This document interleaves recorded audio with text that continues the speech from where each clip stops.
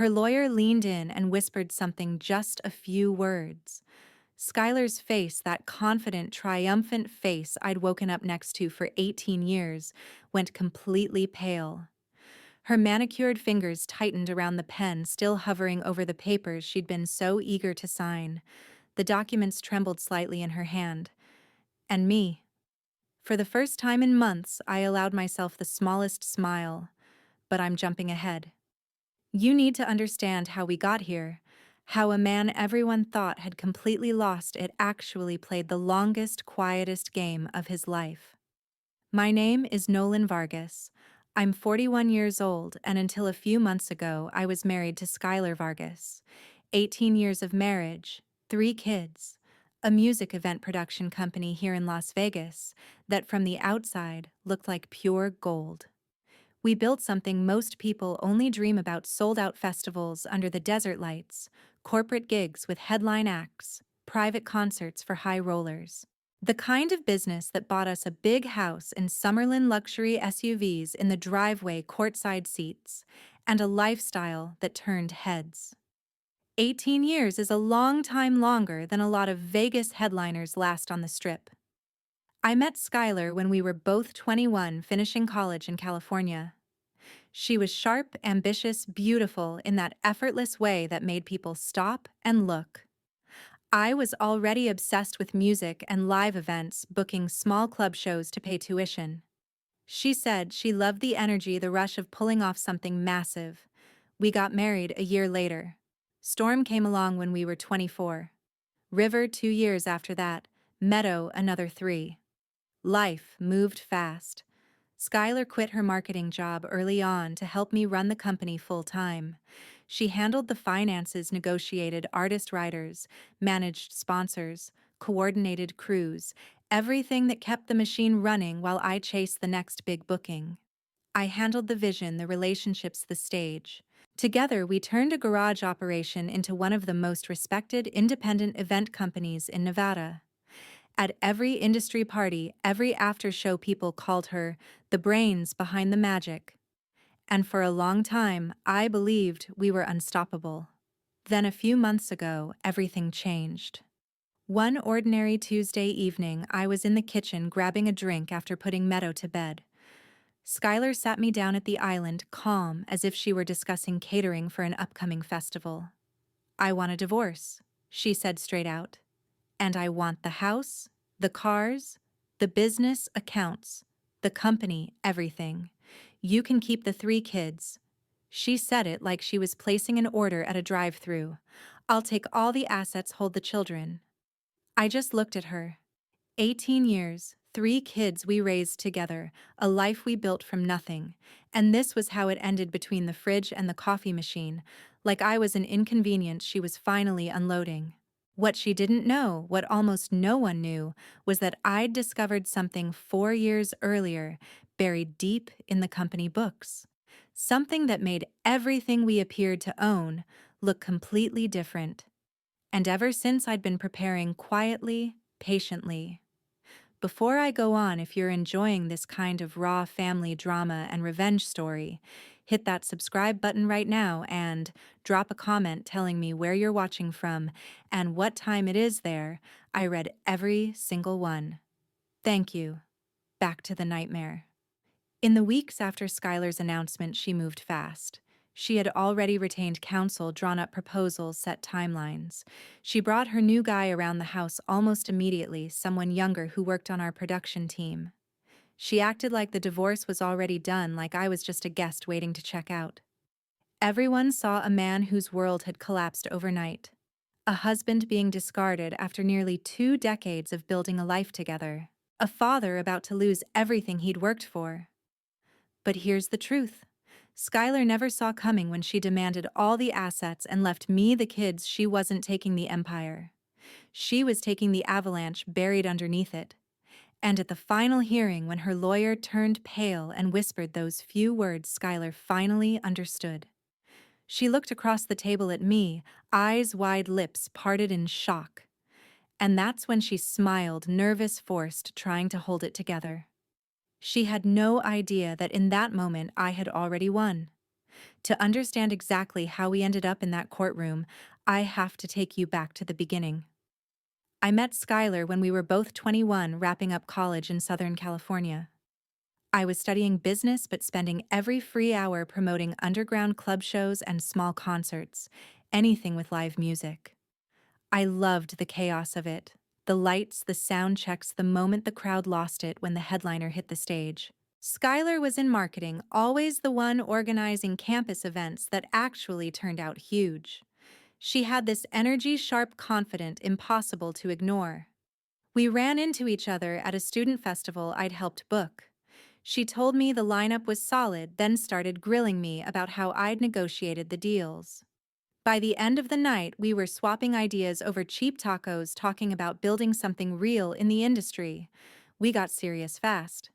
A year later, right after graduation, we married in a small ceremony on the beach with maybe 30 people. No big production, ironic considering what we'd end up doing for a living. I was 23, she was 22, and we moved to Las Vegas because that's where the real money in live events was. The Strip, the venues, the conventions. It was the perfect launchpad.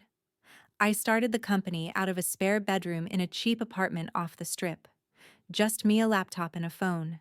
First gigs were corporate parties, hotel pool events, opening acts for bigger promoters.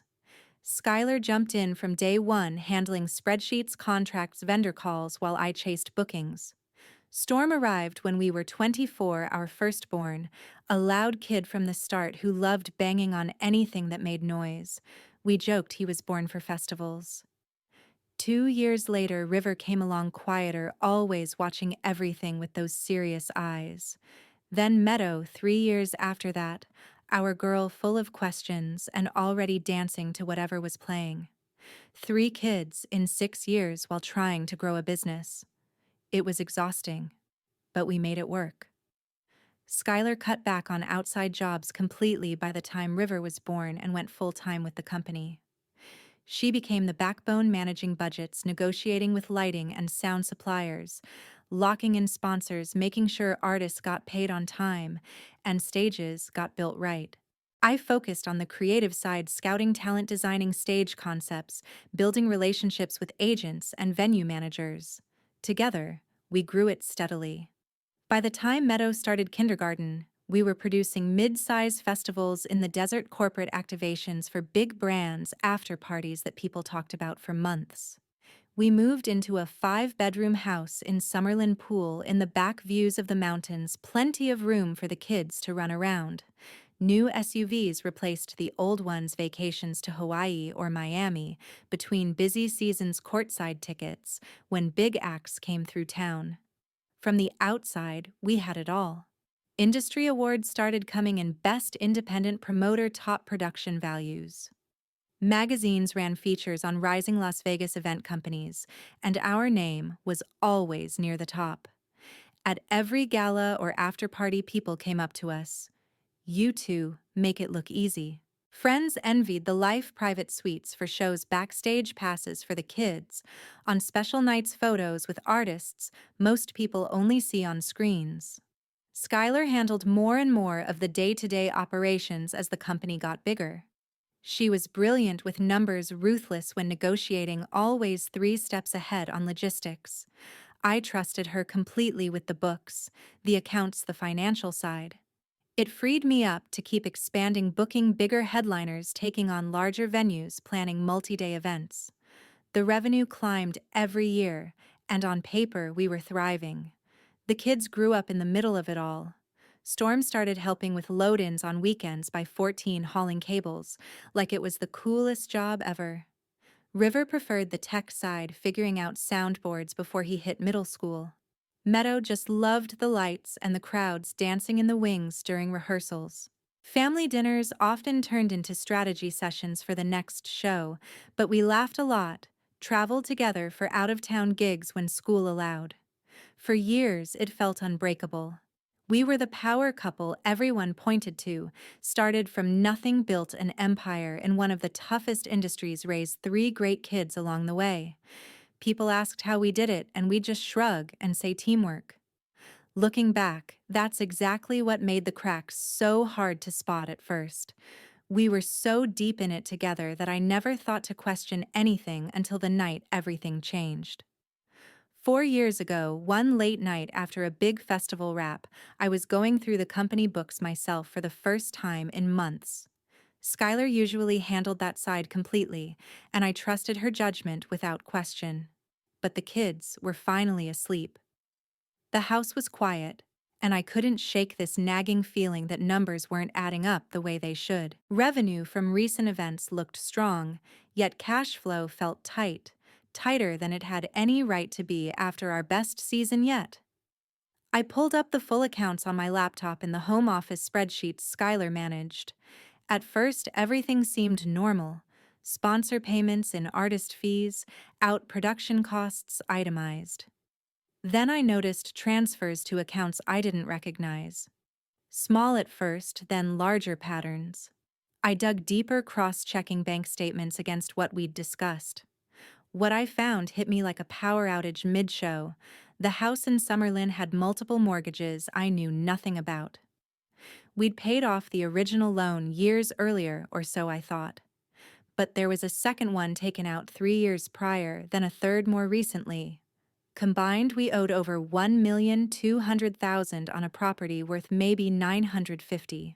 The business side was worse. Lines of credit maxed for new lighting rigs and sound systems equipment loans, stacked high vendor balances carried longer than ever. Booking deposits for headliners had been fronted with high-interest advances when sponsors delayed. I kept scrolling, heart pounding harder with every page. Crypto investments, hundreds of thousands moved into volatile coins during the hype, a couple years back now worth pennies. Personal expenses routed through company accounts, luxury hotel suites on scouting trips, high-end watches, private jet legs for weekends I hadn't been invited on. Separate credit cards in the business name with charges from resorts, designers, restaurants. Things that never made it to our family life. Total debt across everything came close to $2,200,000. Actual asset value house equipment contracts in progress maybe $1,800,000 if we were lucky. We were underwater by $400,000 and climbing. I sat there until dawn, printing statements tracing every transaction I could access. The empire we bragged about at Industry Mixers wasn't thriving. It was leveraged to the breaking point, held together by payments we could barely cover each month. From a distance, we still looked successful, big stages, flashing lights, sold-out crowds. Up close, it was all smoke and borrowed mirrors. My first reaction was pure shock, then anger. How long had this been building? Why hadn't Skylar said anything? Asked for help, cutback, brought me in. We were partners in everything. But the more I thought about it, the clearer her behavior became in hindsight. The push for bigger risks, flashier productions, headliners we couldn't quite afford yet. The separate trips for networking, the new wardrobe, the way she brushed off questions about money being tight with it'll turn around after the next festival. I wanted to confront her. Right then, demand explanations, force a course correction together. But something stopped me. I knew Skylar knew how persuasive she could be, how she'd spin things, maybe even turn it around on me for not noticing sooner. And worse, if she realized I was onto the full picture, she might move faster to protect or hide whatever she thought was hers. That's when my grandfather's voice echoed in my head. He'd passed when Meadow was a toddler, leaving me a modest inheritance, $380,000 in investments, plus my old retirement account from early freelance days grown to about $220,000. He'd always stressed keeping something separate, something no business risk could touch. Skylar knew about the inheritance, but not the details. I'd never mixed it into company funds or household expenses. Legally, it stayed mine alone. I didn't sleep that week. Instead, I worked quietly, met with a retired accountant friend of my grandfather's who specialized in trusts.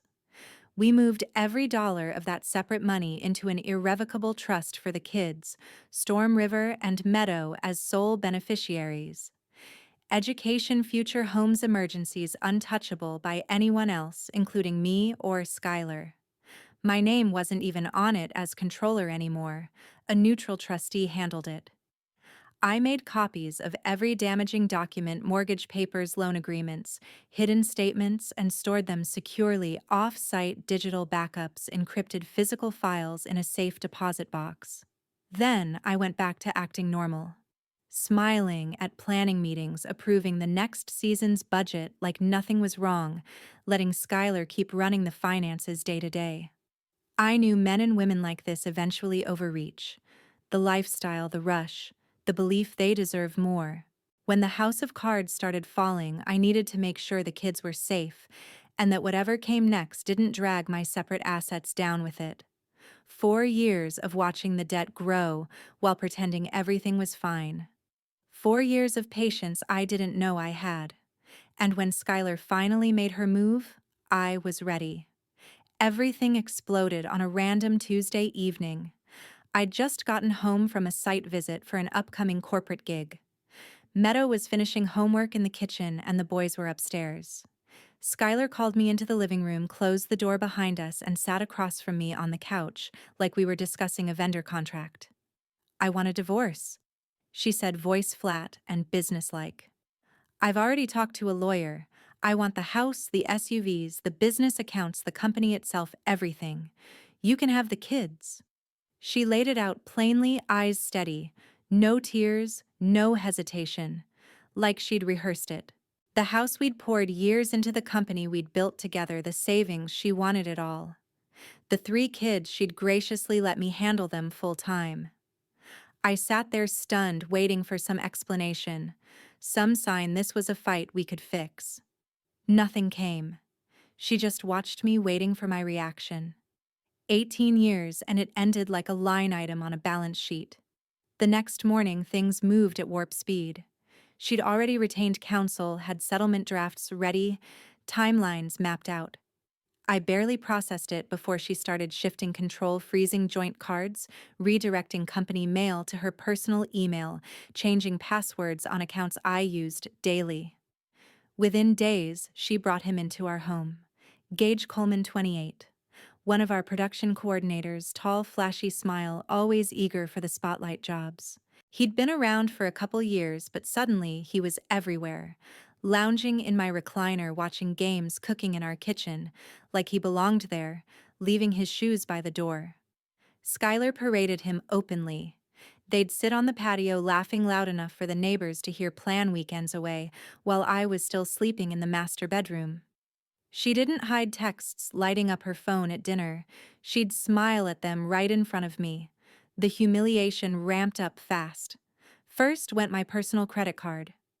"We need to separate finances," she said, reasonable tone like it made perfect sense. Then the joint one. Then she suggested I start looking for another place to stay while we sorted things.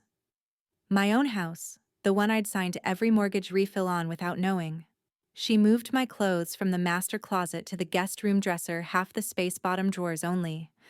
My toiletries got relocated to the hallway bath. Gage's stuff started appearing, cologne on the counter charger by the bed, gym bag in the garage corner I used for tools. Meals became performances. Skylar would cook Gage's favorite steak, elaborate salads, while I grabbed whatever was left for the kids and me. They'd eat at the island, her hand on his arm, talking about upcoming shows like I wasn't sitting 10 feet away feeding Meadow. The kids watched it all unfold. Storm tried acting cool about it, but I caught him staring when Gage walked through in just a towel after the gym. River asked quiet questions at bedtime, why Mom was so happy all of a sudden, why Gage was over so much. Meadow clung closer to me, confused why everything felt different overnight.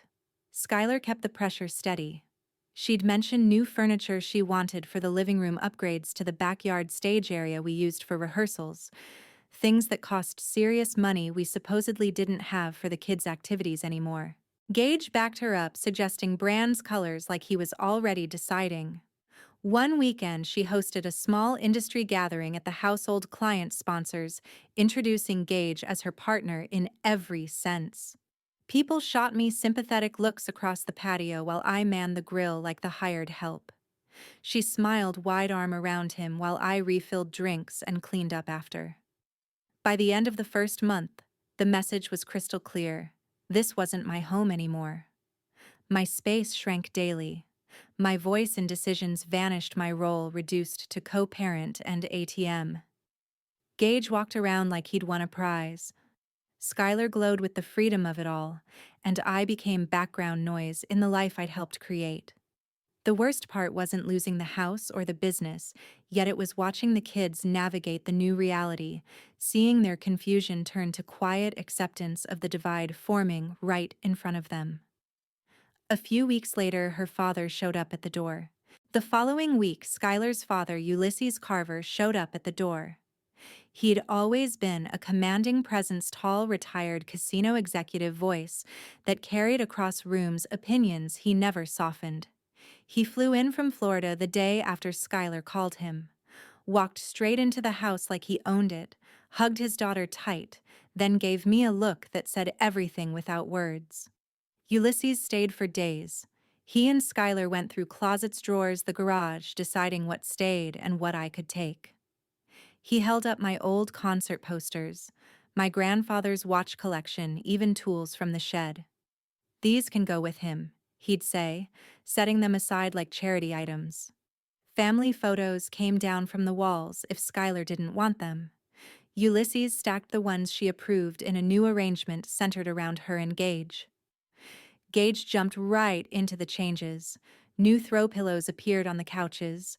Abstract art replaced the band photos I'd collected over years. He swapped out the backyard furniture for sleek modern pieces, added string lights and a fire pit setup for entertaining. The kitchen got new appliances, high-end espresso machine, bigger grill things charged to the business account without discussion. Gage talked colors and layouts with Skylar like they were starting fresh, erasing any trace of what the house used to feel like. Through it all, I had one person I thought would have my back unconditionally: Wyatt Pierce. We'd been friends since college, met at the same campus events where I'd first seen Skylar.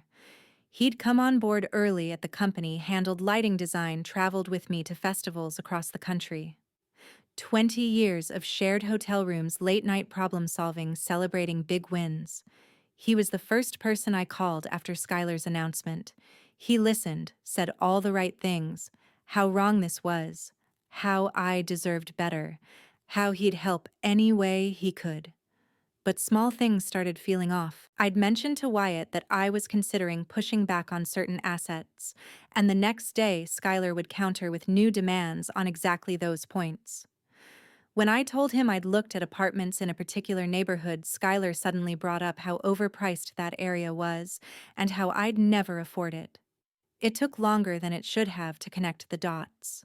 Wyatt had always admired Skylar a little too much, complimented her ideas first in meetings, laughed hardest at her stories.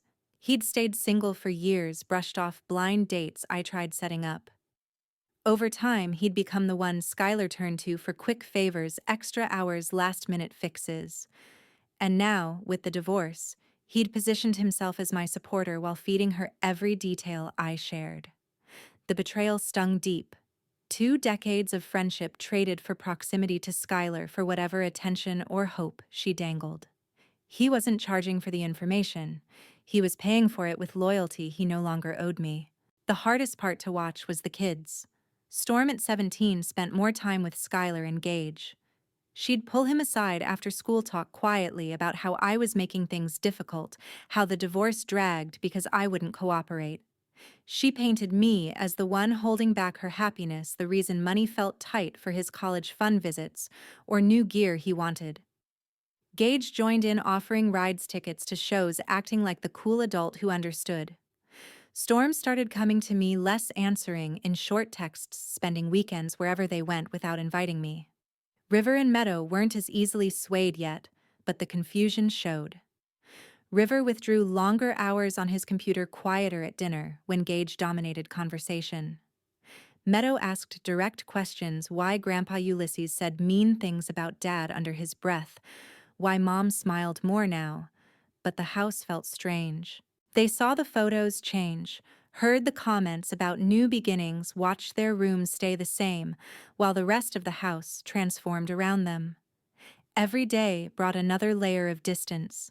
Ulysses left after a week, satisfied his daughter had full control. Gage's belongings multiplied: toothbrush in the master bath, clothes in the closet, car parked permanently in the garage. Wyatt still checked in with concerned texts, still passed information along. The house no longer felt like mine, and the family inside it started fracturing in ways I couldn't fix overnight. A couple of months in, I decided it was time to bring in professional help. I hired an attorney, Chase Donovan, a no-nonsense family law specialist recommended by an old industry contact. He was in his mid-50s, sharp suit, zero patience for games. We met in his downtown office and I laid out the basics: the sudden divorce demand, Skylar wanting everything except custody. The new guy already moved in the way control had shifted overnight. Chase reviewed the initial proposals she'd sent through her lawyer, Alfonso Mendoza, and shook his head. "You helped build this company from the ground," he said.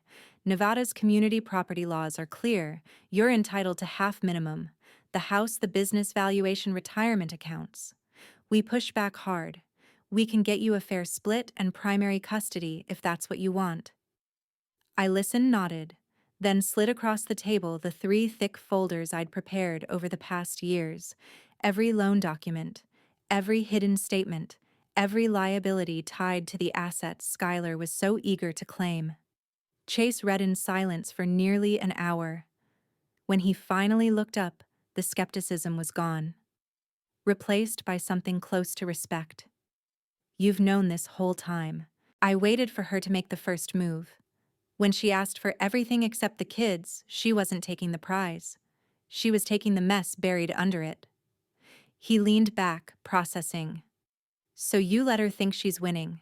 You sign over the assets, house, company, vehicles, accounts. She assumes all attached liabilities. Your separate inheritance and old retirement funds already protected in the trust stay clean." "Exactly. The kids' future secure no matter what." Chase smiled, for the first time a slow, appreciative one. "I thought you were beaten down. Most clients in your spot either fight blindly or fold completely. You've been planning this for years." I shrugged. "I prefer patience. Better results." From that day, we executed the strategy with precision. I became the defeated husband everyone expected: quiet in mediation sessions, eyes down, voice soft. I requested almost nothing, just a modest cash settlement of $75,000 to start over personal belongings and primary custody of the kids. No challenge to the business valuation, no demand for half the house equity, no fight over the company. Skylar agreed instantly. Why wouldn't she? She was getting the whole empire, or what she thought was an empire. Word spread quickly through our circles. Industry friends pulled me aside at events. "Man, you should fight this." Mutual contacts texted concern. "Don't let her take everything you built that." Even some of the kids' teachers asked if I was okay mentioning how Storm seemed stressed. Everyone saw a man who'd given up too, worn down to battle. Skylar's confidence soared. She posted subtle updates online: new stage mock-ups for upcoming festivals, shots of the remodeled backyard, perfect for client meetings, captions about fresh chapters and positive energy. Gage appeared in more photos, backstage passes around his neck, arm around her at industry nights, driving the newer SUV with the company logo still on it. They spent freely. New booking commitments for artists we'd only dreamed of before, deposits put down without hesitation. Upgrades to production gear, travel for scouting that looked more like vacations. Gage upgraded his wardrobe, started talking about expanding the company brand, throwing ideas around at dinner like he'd earned the seat at the head of the table. Skylar hosted more gatherings, clients over for poolside meetings, sponsors for private listening sessions. She introduced Gage as her partner in the business, now brushing off questions about the divorce progress with almost finalized. Ulysses called regularly, approving every move, telling her she deserved this after carrying things so long. Mediation sessions became almost routine. I showed up looking tired, speaking little, agreeing to her terms point by point. Her side pushed timelines faster. Skylar wanted it done before the busy festival season. Alfonso Mendoza seemed pleased, probably expecting a drawn-out fight that never came. Even Wyatt kept feeding her updates. My apartment searches, my acceptance of the settlement. She relaxed more, each time guard completely down. The kids noticed the shift in her mood. Storm spent even more evenings out with them, coming home with new stories about plans for the company. River and Meadow asked me quietly if I was really okay with everything changing. I reassured them the best I could without revealing too much. Just trust me a little longer. 3 months of letting Skylar believe she held all the cards. 3 months of Gage enjoying the perks like they were permanent. The final hearing date arrived faster than anyone expected. Thursday morning, the courtroom was quiet. Sunlight cutting through high windows, the faint smell of polished wood, lawyers shuffling final pages. This was it, the day 18 years of marriage officially ended and 4 years of waiting finally paid off. Skylar arrived first, dressed sharp-tailored blazer heels clicking across the floor, confident smile like she was closing a major sponsorship deal. Gage waited outside. He wasn't allowed in, but he'd be there for the celebration afterward. Ulysses had sent a text earlier, something about treating her to lunch downtown once it was done. I came in a few minutes later, simple button-down, no-tie hair, neat, but understated. I looked like a man ready to sign away his life and walk out lighter. Chase sat beside me, calm, folders organized. Judge Elena Ramirez entered, robe-sweeping, glasses perched low as she reviewed the file. She'd been on the family bench for decades, seen every kind of mess divorces could make. She scanned the agreement briefly, then spoke. Vargas versus Vargas. Final dissolution. The parties have reached a settlement. Alfonso Mendoza stood first. Yes, Your Honor. My client, Skylar Vargas, assumes all marital assets, the residence, the event production company, vehicles, business accounts. In exchange, Mr. Vargas receives a cash settlement and primary custody of the minor children. Chase confirmed beside me. Correct, Your Honor. My client relinquishes all claims to those assets. The judge turned to me directly, eyes searching for any sign of pressure. Mr. Vargas, you're agreeing to transfer substantial property, the home, the business you co-founded. Do you understand the terms fully? I kept my voice steady low. Yes, Your Honor. I do. And this is voluntary. No coercion. Voluntary. I just want what's best for the kids. She studied me longer than expected, perhaps sensing something off about a deal this lopsided. But everything was documented, counseled, signed in prior sessions. She nodded finally. Proceed. The clerk passed the final packet, pages thick with legal language, signatures needed in multiple places. Skylar signed quickly, elegantly, pen flowing without pause. She wanted this sealed, her new life official. I signed slower, deliberately, each stroke measured. This moment had been years in the making. Across the aisle, Alfonso reached the addendum, the full liability disclosure attached to the asset transfer. Every outstanding loan, every equipment finance agreement, every credit line tied to the house and company. I watched his face change. Brows furrowed, he flipped back, then forward, scanning figures. Color drained as he connected the dots. Total obligations far exceeding asset values.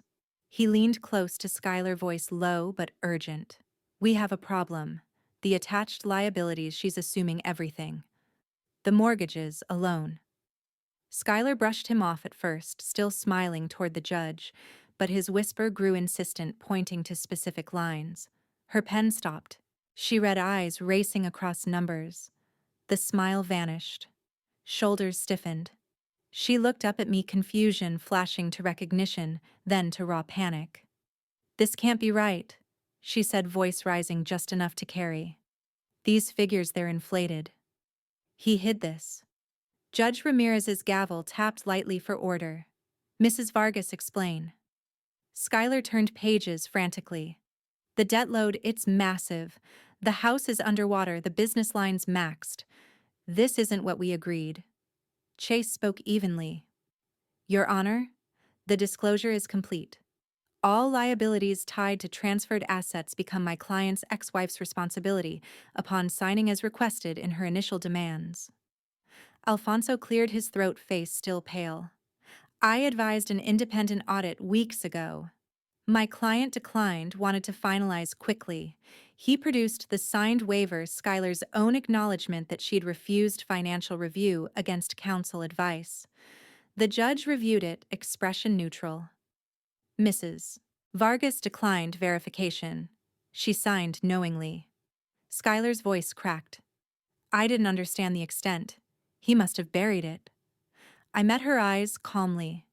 You handled the books for years, Skylar. You knew every account. The room went silent.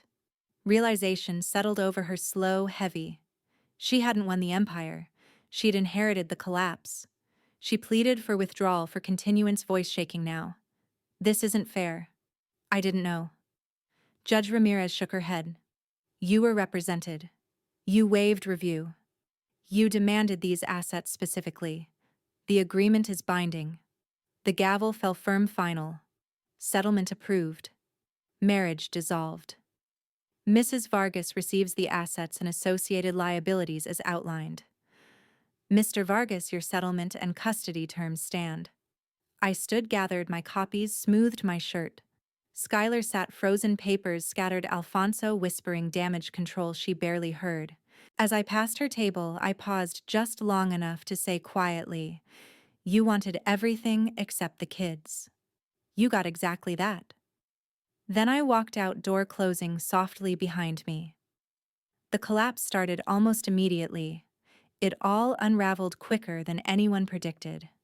Gage was gone within days. He packed while Skylar was out dealing with the first overdue notices, left a short note about not signing up for this kind of stress. No dramatic fight, just his stuff missing from the closets. His car no longer in the driveway. By the time she got home, he'd already blocked her number. The business unraveled next. Vendors who'd been patient during the divorce suddenly filed suits for unpaid invoices. Equipment financiers repossessed sound systems and lighting rigs mid-week, showing up with trucks and court orders. Sponsors pulled out of upcoming events when payments bounced. The company that once headlined festivals couldn't even cover basic crew payroll. Within weeks, operations ground to a halt. The house followed soon after. Missed mortgage payments triggered acceleration clauses. The bank moved to foreclosure. Notices taped to the door, auction dates set. Skylar tried negotiating extensions, but with no income stream, and credit already damaged, options vanished quickly. She filed Chapter 7 bankruptcy. 2 months later, liquidation to discharge what debts she could, surrendering non-exempt assets. The house sold at sheriff's sale for less than owed. Remaining equipment liquidated at fractions of cost. Personal items exempted barely covered basics. 7 to 10 years of ruined credit lay ahead, the kind that blocks rentals, loans, even some jobs. Ulysses stopped calling. His last message was brief, something about needing space to process, then radio silence. No offers of help, no visits. He'd backed his daughter fully when victory seemed certain. Distance came just as fast when consequences hit. Wyatt's role came out by accident, a forwarded text chain Skylar found while scrambling for old sponsor contacts. He tried explaining it away as misplaced concern, but the damage was done. 20 years ended with a single conversation where I told him I knew everything. He hasn't reached out since. The kids saw it all unfold in real time. Storm watched sponsors cancel gigs he'd been excited for, heard vendors argue on speakerphone. River noticed overdue notices piling up, asked direct questions Skylar couldn't answer honestly. Meadow cried when moving trucks came for furniture the bank claimed. They pieced together the disconnect between the confident new life promised and the reality crashing down. One evening, about 3 months after the hearing, Storm sat me down in the modest apartment I'd rented. Dad, I get it now. Mom kept saying you were holding everything back. But it was the opposite. River and Meadow joined in over the following weeks. Quiet apologies, longer stays with me, requests to make it permanent.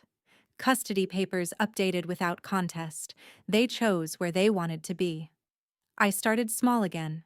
Freelance consulting for smaller events, a few trusted contacts who valued experience over flash. Revenue modest but clean, no debt overhang, no risky commitments. The trust remained untouched, growing steadily for their college funds, future down payments, whatever came next. The 75,000 settlement covered first month stability, decent place near their schools, reliable car basics without scraping. No luxury, but no pressure either. For the first time in years, decisions were mine alone. Sleep came easy.